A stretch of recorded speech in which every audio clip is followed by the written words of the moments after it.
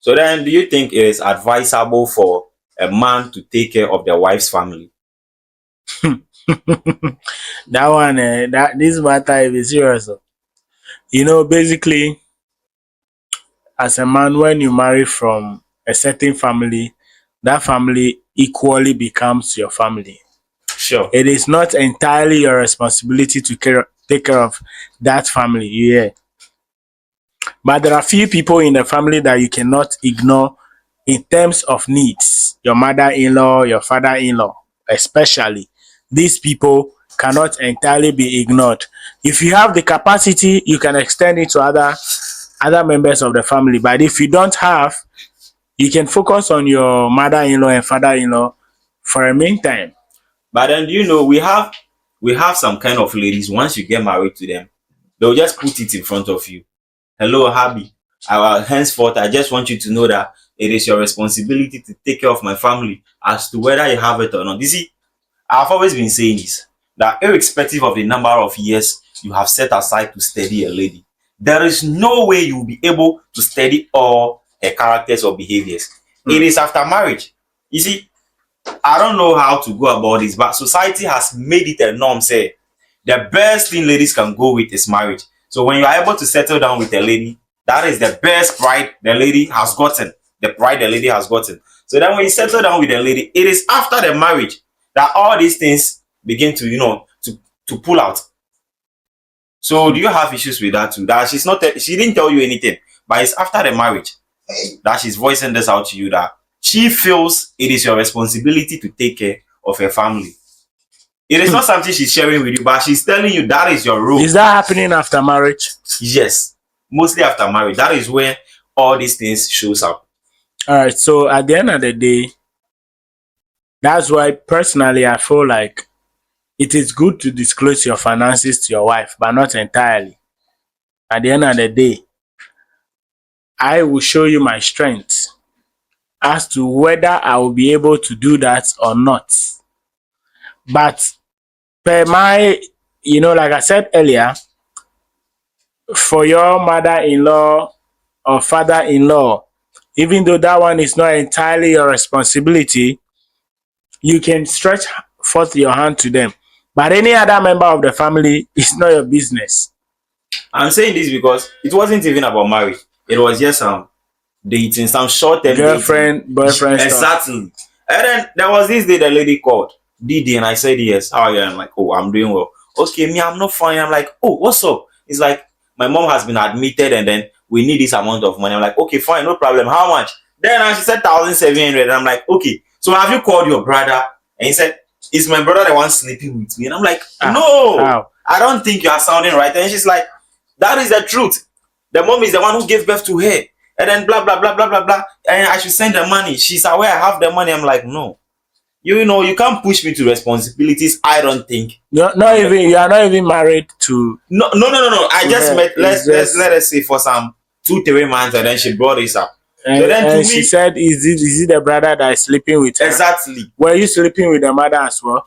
No, but you see, you weren't sleeping. So you should have asked her if you are sleeping with the mother. You see, ladies are so emotional in the way. No, you see, the reality is that as long as I'm not sleeping with your mother is not my responsibility. No, but the issue shouldn't even be about who you sleep with. It should be about the fact that if that is your responsibility. Because at the end of the day, even boyfriend, that's boyfriend, girlfriend. That's why I even said earlier that if you are married to a certain family, like myself, for example, I got married to the only daughter of my mother-in-law. She's the only child of my mother-in-law. Indirectly, I've become her second child. Therefore, I cannot completely abandon her. I cannot abandon her to survive on her own. Why? I took the only precious gift she is having. Therefore, I have to become part of her gift. But aside the fact that I got married to her only daughter, it does not entirely mean that she's my responsibility. Because at the end of the day, whatever my wife could have been doing, she's supposed to also take care of the mom. And I was supposed to also take care of my mom. But because marriage is a union, we could both take care of our parents. But other extended family members are not our responsibility. We could do that as a sign of support. So imagine girlfriend, boyfriend, and you're asking me if it's your brother who is your mother's biological son is the one sleeping with you.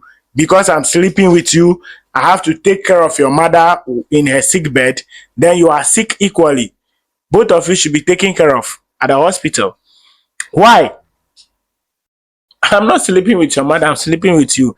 If you were to be the one in admission and you called me and I said are your brothers and your family not there, you can ask me that question and I'll say, oh, okay, I'll find a way to see what I can do. But because of that role of sleeping with you that you are playing in my life, maybe I could have helped. But that's your mother. If your mother died, it doesn't stop me from sleeping with you. So then I have a friend called Gibson. He stays around Adenta. So then I think, well, I've known this guy for years now. They got married somewhere 2015. So this is how they do it. They swap responsibilities in this order. So the guy sends money to the girl's family, and then the girl also sends money to the guy's family. Then I don't know the work of the lady, but then I know the guy is a banker. So there was this day the guy called the mom. Oh, mom, how much did Akusha send to you? And then the mom said, Akusha sent 200 cedis. And the guy is like, no. For how long? He's like, oh, she has been sending these 200 cedis for the past 2 years. But because you never asked, I didn't also hesitate to tell you. And he's like, I've been sending 1,000 cedis to the mom every month. So then I felt if they were able to swap responsibilities and then things were going this way, then it literally means the lady has just been myopic in the way that you have to be feeding my family whilst I just have to be giving them some tip. Because if the man is able to give your family 1,000 cedis and then still take care of you and then your brothers are around and then what you earn at the end of the month, you just give them 200 cedis. To me, I feel the lady was just trying to use my friend in question. So then, do you have anything to say about that? No, but first of all, I don't think I should swap responsibility with my wife. The reason is that, me like this. If my mother call me that she needs money and I don't have, my wife do send. Yeah. Okay. Yeah, my wife do send to her. So at the end of the day, that is also a shared responsibility. It's a shared responsibility. You see, but it is not a swap. Okay. If my mom calls me that, oh, Jidefo, can you send me so and so, and my wife realized I don't have, she even sent without my consent.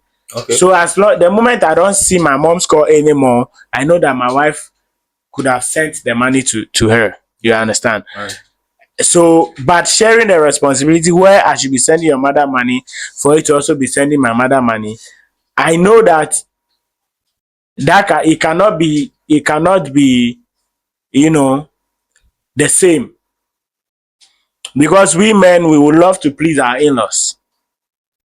But women won't think like that, like the way we think. Sure. So at the end of the day, it is good that we both do equally. If your mom calls you, you don't have money, I send. If my mom calls me, I don't have money, I send.